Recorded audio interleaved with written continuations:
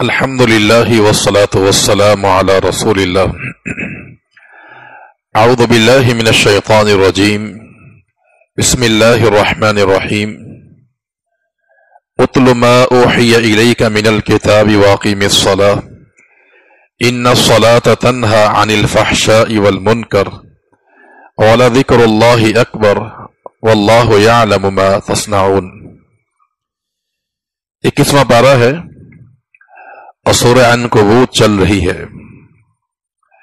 کل کے درس میں یہ بات بیان کی گئی تھی کہ سورہ عنکبوت کا جو مرکزی مضمون ہے وہ یہ ہے کہ جو انسان اسلام قبول کرتا ہے اس پر تکالیف اور اس پر امتحانات آتے ہیں، حتیٰ کہ انبیاء علیہ السلام بھی مختلف قسم کے مصائب اور امتحان میں مبتلا کیے گئے۔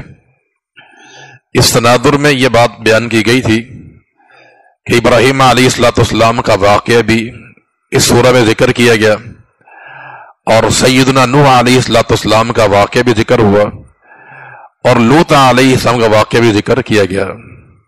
یہ تین واقعات اس لیے بیان کیے گئے کہ انبیاء علیہ السلام پر امتحانات آتے رہتے ہیں۔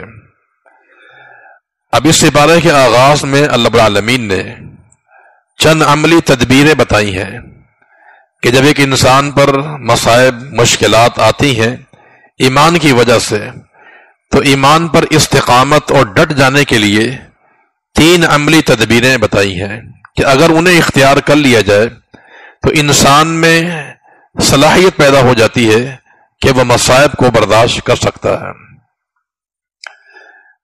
فرمایا اتل ما اوحی الیک من الکتاب، پہلی چیز کتاب اللہ کی تلاوت ہے۔ کتاب اللہ کی تلاوت میں یہ تاثیر ہے کہ اس کو پڑھنے والا انسان مختلف قسم کے مصائب کو برداشت کر لیتا ہے، اس میں اتنی صلاحیت پیدا ہو جاتی ہے کہ وہ آنے والی مصائب کو، مشکلات کو سنبھل جاتا ہے اور برداشت کر سکتا ہے۔ یہ قرآن کی تاثیر ہے۔ یہ نمبر 2 واقم الصلاۃ، نماز کی پابندی۔ جو انسان نماز کی پابندی کرتا ہے اس میں بھی اللہ تعالیٰ ایسی صلاحیت پیدا فرما دیتا ہے کہ وہ آنے والے مصائب کو، تکالیف کو، امتحانات کو برداشت کر سکتا ہے۔ یہ تو گویا کہ نماز میں وہ روحانی صلاحیت اور قوت موجود ہے کہ اگر انسان مستقل نمازی بن جائے اور نماز کی پابندی کرے، خشوع خضوع کے ساتھ وقت پہ ادا کرے اور 5 نمازیں ادا کرے، سنت کے مطابق ادا کرے، تو اللہ تعالیٰ ایسے انسان کو صبر اور تحمل عطا فرما دیتا ہے۔ نبی کریم صلی اللہ علیہ وسلم کے بارے میں آتا ہے کہ آپ کو کوئی بھی کام اگر پریشان کرتا، آپ کسی مسئلے میں غمگین ہوتے تو آپ فرماتے یا بلال ارحنا بالصلاۃ، اے بلال ہمیں نماز کے ذریعے راحت، سکون پہنچاؤ۔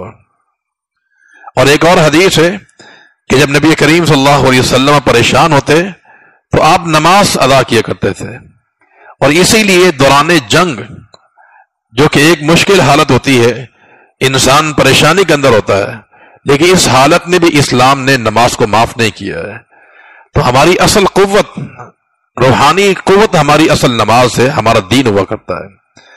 تو نماز کی ادائیگی سے بھی انسان کے اندر صبر کا مادہ پیدا ہو جاتا ہے۔ اور یہاں اس ضمن میں نماز کے 2 فائدے بیان کیے ہیں۔ ایک فائدہ بیان کیا ہے کہ ان الصلاۃ تنہی عن الفحشاء والمنکر، کہ نماز کے اندر یہ صلاحیت ہے کہ انسان کو فحش کاموں سے اور منکر کاموں سے بچا لیتی ہے۔ یہ فحش وہ کام ہوتے ہیں کہ جو عقل کے مطابق بھی گناہ ہو، جیسے قوم لوط کا عمل تھا، ہم جن پرستی کا عمل، یہ ایسا گناہ ہے کہ اس کو عقل بھی تسلیم نہیں کرتی ہے۔ اور منکر وہ گناہ ہوتے ہیں کہ جن کو شریعت نے گناہ قرار دیا ہو۔ تو نماز کی خوبی یہ ہے کہ انسان کو فحش کاموں سے بھی روکتی ہے اور برے کاموں سے بھی منع کرتی ہے۔ لیکن یہاں پر سوال ہی پیدا ہوتا ہے کہ ایک انسان نمازی بھی ہوتا ہے لیکن اس کے باوجود بھی وہ گناہ کر لیتا ہے، تو اس کا پھر کیا مطلب ہے؟ دیکھیں یہاں پر ان الصلاۃ تنہی، کہ نماز روکتی ہے انسان کو بے حیائی سے اور منکر کاموں سے۔ اس کے 2 مطلب ہے۔ ایک مطلب یہ ہے کہ نماز پڑھنے والا نمازی، اس کی نماز کا تقاضا یہ ہے کہ جب وہ نماز پڑھتا ہے تو اس سے گناہ نہیں کرنا چاہیے، یہ اس کا معنی ہے۔ ایک انسان نمازی ہے تو نمازی کا تقاضا یہ ہے کہ وہ گناہ نہ کرے، اور ایک معنی یہ ہے کہ نماز میں خوبی یہ ہے کہ نماز کی پابندی کرنے والا انسان گناہوں سے بچ جاتا ہے۔ تو اس کی صورت بھی یہ ہے کہ انسان نماز کو ادا کرے ان شرائط کے ساتھ، ان آداب کے ساتھ جو اسلام نے بیان کی ہیں۔ مثال کے طور پر نماز سنت کے مطابق ادا کی جائے، اور مسجد میں باجماعت خشوع خضوع کے ساتھ جتنے بھی آداب اور ارکان اسلام نے بیان کی ہیں، اگر وہ ملحوظ خاطر رکھ کر نماز ادا کی جائے تو پھر ایسی نماز نمازی کو گناہ سے بچا لیتی ہے۔ مسند احمد میں ایک واقعہ موجود ہے کہ ایک شخص کا ذکر اللہ کے نبی سے کیا گیا کہ اللہ کے پیغمبر ایک شخص ہے، وہ نمازی بھی ہے، نمازیں بھی پڑھتا پوری، لیکن چوری بھی کرتا ہے۔ تو اللہ کے پیغمبر نے فرمایا تھا کہ ان قریب یہ نماز اس کو چوری سے باز کر دے گی۔ پھر وہ انسان باز آ گیا تھا۔ وہ تو نمازی جو ہے اللہ العالمین نماز کی برکت سے انسان کو گناہوں سے بچا لیتا ہے یہ۔ اور تیسری تدبیر صبر کے حوالے سے وَلَذِكْرُ اللَّهِ اکبر، اللہ تعالیٰ کا ذکر کرنے والا انسان بھی اس میں یہ صلاحیت پیدا ہو جاتی ہے کہ وہ بڑے بڑے مصائب کو، امتحانات کو خندہ پیشانی سے قبول کر لیتا ہے اور برداشت کر لیتا ہے۔ اس کے بعد نبی کریم صلی اللہ علیہ وسلم کی صداقت کو بیان کیا ہے اور قرآن کی صداقت کو بیان کیا ہے۔ اللہ کے نبی کی صداقت اس انداز سے بیان کی گئی ہے کہ ہمارا نبی وہ ہے جو نہ لکھنا جانتا ہے نہ پڑھنا جانتا ہے، اور آپ کی بعثت جس قوم کے اندر ہوئی تھی وہ بھی پڑھی لکھی نہیں تھی۔ وَالَّذِي بَعَثَ فِي الْأُمِّيِّينَ رَسُولًا، اللہ نے آپ کے نبوت کو دلیل بنایا ہے کس چیز کو؟ کہ آپ کو جہاں بھیجا گیا ہے وہ قوم امی ہے، آنے والا بھی امی، نہ لکھنا جانتے نہ پڑھنا جانتے تھے۔ جس قوم میں آپ کی بعثت ہوئی مکہ المکرمہ میں، وہ قوم بھی امی تھی، لیکن اللہ کے نبی کے لیے شان ہے، یہ وصف ہے کہ اللہ نے آپ کو امی بنایا۔ علامہ ابن کثیر رحمۃ اللہ علیہ فرماتے ہیں کہ اس میں اللہ کے نبی کی شان یوں معلوم ہوتی ہے کہ ایک انسان نہ لکھنا جانتا ہو نہ پڑھنا جانتا ہو، لیکن وہ ایسی کتاب پیش کرے کہ پوری دنیا کا استاد بن جائے وہ چاہیے۔ یہ العالمین کا کرشمہ ہے کہ اس نے نبی کو پوری دنیا کا استاد بنا کے بھیجا ہے۔ تو یہ اللہ کے نبی کی صداقت کو یہاں پر بیان کیا گیا ہے، اور قرآن کی صداقت یوں بیان کی ہے کہ بل هو آیات بینات فی صدور الذین اوتوا العلم، کہ قرآن کی خوبی یہ ہے کہ اللہ نے اس کی آیات حافظوں کے سینے میں ڈال دی ہے۔ یہ قرآن کے حفاظ موجود ہیں۔ یہ خوبی اس لحاظ سے ہے کہ سابقہ جتنی کتب تھی، تورات ہے، انجیل ہے، زبور ہے، ان کا حفظ انبیاء کیا کرتے تھے، ان کی قوم میں ان کتابوں کو حفظ نہیں کر پاتی تھی۔ جبکہ قرآن مجید کی خوبی یہ ہے کہ نبی صلی اللہ علیہ وسلم بھی قرآن کے حافظ تھے، صحابہ بھی قرآن کے حافظ، تابعین بھی، اور آج تک قیامت تک حفاظ پیدا ہوتے رہیں گے۔ تو سابقہ کتابوں کے اندر یہ خوبی موجود نہیں تھی، اس سے حفظ کرنا آسان کام نہیں تھا۔ صرف انبیاء جن پر کتابیں اتاری گئی وہی ان کتابوں کے حافظ ہوا کرتے تھے۔ اس کے بعد العالمین نے فرمایا کہ جب انسان پر تکلیفیں آتی ہیں دین کی وجہ سے، نوبت یہاں تک بھی آ سکتی ہے تکالیف کی وجہ سے کہ آپ کو اپنا وطن چھوڑنا پڑے اور تمہیں ہجرت کرنی پڑے، تو یہاں العالمین نے یہی ذکر فرمایا کہ یا ایھا الذین آمنوا ان ارضی واسعۃ فایایا فاعبدون، اے ایمان والو تمہیں دین اسلام کی وجہ سے تکالیف یہاں تک آ سکتی ہیں کہ تمہیں گھر بار چھوڑنا پڑے، تو تم گھر بار چھوڑ دینا، میری زمین بہت وسیع ہے۔ یہ اس کے بعد سورۃ الروم ہے۔ بسم اللہ الرحمن الرحیم، الف لام میم غلبت الروم فی ادنى الارض وهم من بعد غلبهم سيغلبون فی بضع سنین للہ الامر فما غلبت الروم، فما رومی مغلوب کر دیے گئے ہیں، رومی مغلوب کر دیے گئے ہیں، فی ادنى الارض قریب کی سرزمین میں، یعنی فلسطین کے اندر، ملک شام کے اندر، اور وہ مغلوب ہونے کے بعد سیغلبون ان قریب غالب آئیں گے، فی بضع سنین چند سالوں میں۔ سورۃ الروم کے اندر العالمین نے آغاز میں یہ بیان کیا ہے کہ اس دور میں دو سپر طاقتیں تھیں، ایک رومی تھے اور ایک ایرانی تھے، ان کی آپس میں جنگ ہوئی تھی، اور یہ ایرانی جو ہے رومی پہ غالب آ گئے تھے، اور مسلمان بڑے پریشان تھے اور کفار جو ہے بڑے خوش تھے۔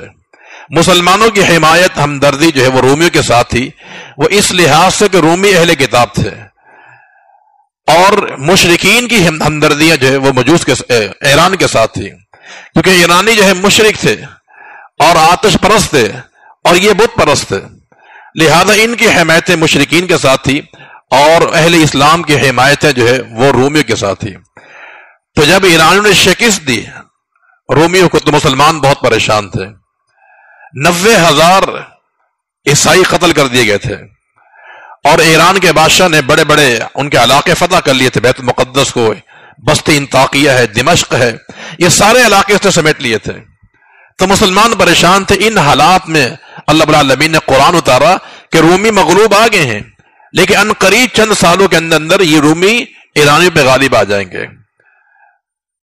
تو پھر وہ دن آیا، اللہ رب العالمین نے دوبارہ جو ہے 7 سال کے اندر جو ہے دوبارہ یہ رومی جو ہے ایرانی پہ غالب آ چکے تھے۔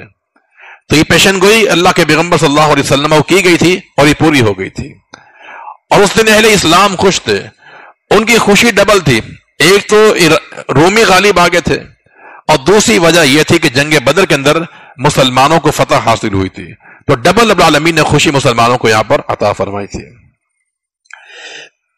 اس کے آگے فرمایا کہ یہ جو کائنات کا نظام ہے یہ کوئی تماشا نہیں ہے، یہ اللہ رب العالمین نے اس کو بنایا ہے، اور قیامت قائم ہوگی، انسان کو جزا و سزا دی جائے گی۔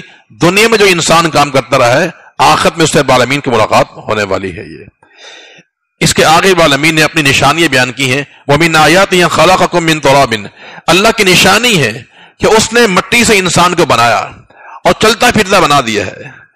انسان کی اصل تخلیق کیا ہے؟ مٹی ہے، پانی ہے، اللہ نے پانی اور مٹی سے ایک چلتا پھرتا انسان بنا دیا ہے۔ یہ رب العالمین کی نشانی ہے۔ یہ اس کی نشانی یہ بھی ہے کہ اس نے تمہارے ہی نفسوں سے تمہارا جوڑا پیدا کیا ہے۔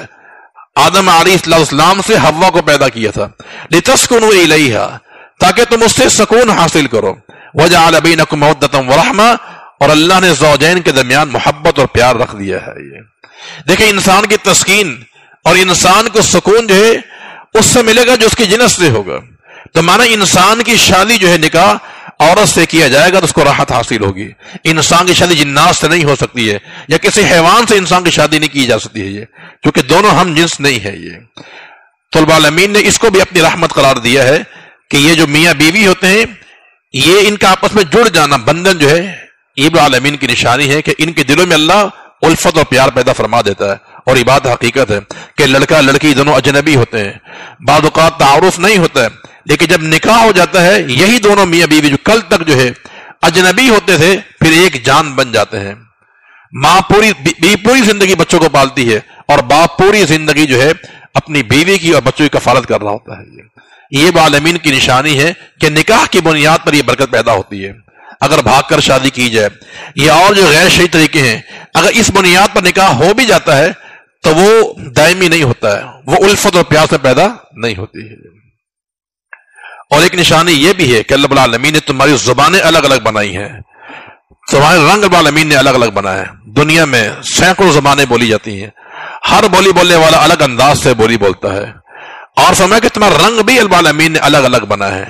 دنیا میں ہر انسان کے اعضاء برابر ہیں، 2 ہاتھ ہیں، 2 پیر ہیں، 2 آنکھیں ہیں، ایک چہرہ ہوتا ہے، لیکن دنیا میں اربوں خرب انسان ہیں۔ کیا رب العالمین کا انداز ہے کہ اعضاء سب کے برابر ہوتے ہیں لیکن شکلیں سب کے مختلف ہوا کرتے ہیں۔ یہ قرآن نے یہاں تک کہا کہ انسان کے جو ہاتھوں کے جو پورے ہیں انگلیوں کے یہ الگ تک ہوتے ہیں۔ یہ تمام رب العالمین کی نشانیاں ہیں۔ یہ اس کے بعد سورۃ اللقمان ہے۔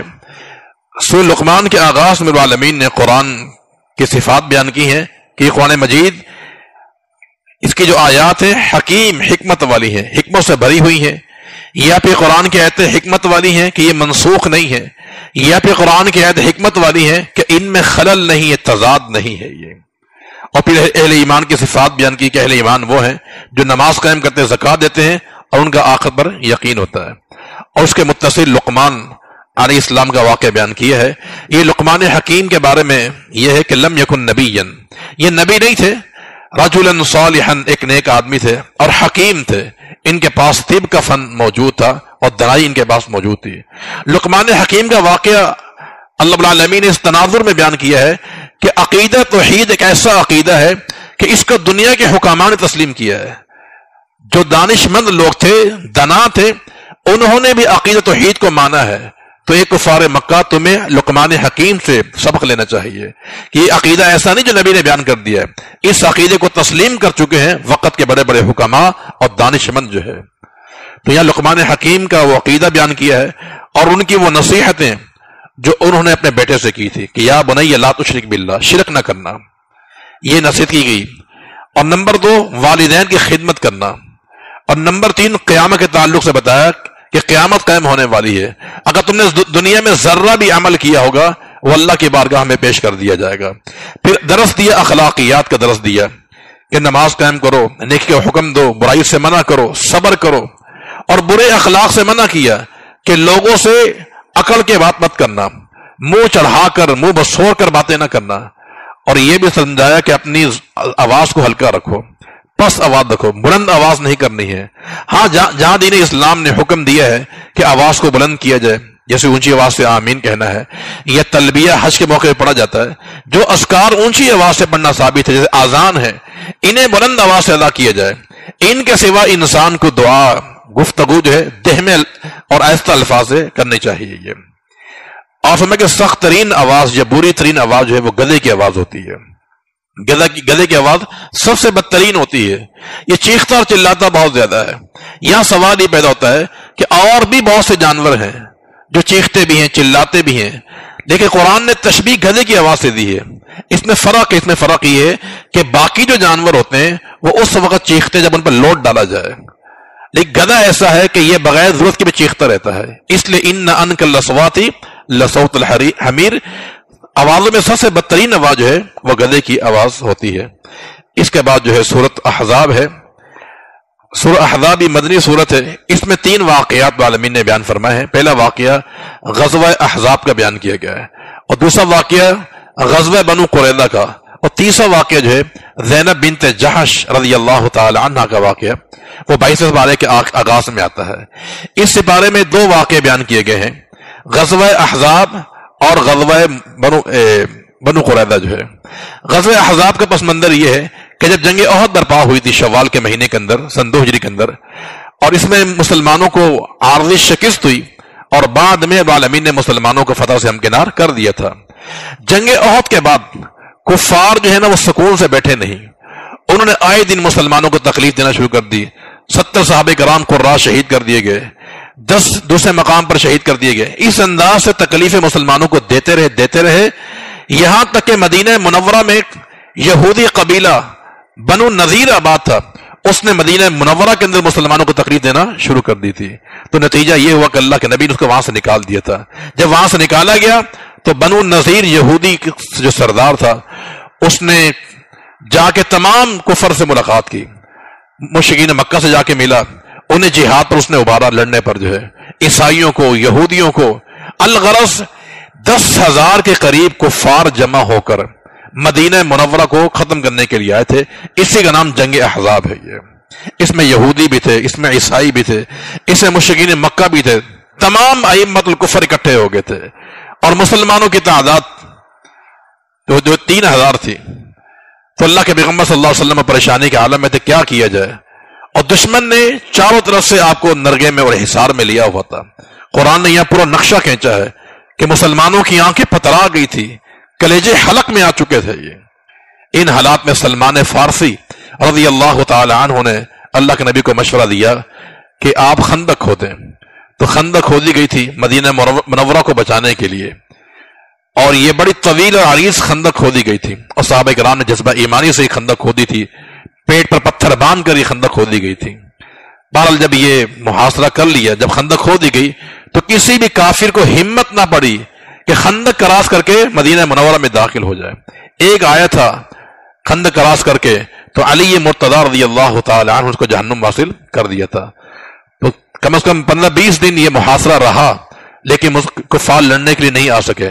اللہ رب العالمین نے پھر مسلمانوں کی امداد فرمائی، ایک تیز تند ہوا بھیجی، طوفان بنا کر بھیجی، اس نے خیمے اکھیڑ دیے، ان کی ہنڈیاں ابل رہی تھی، سب کلٹی ہو گئی، جانور رسیاں توڑا کر بھاگ گئے۔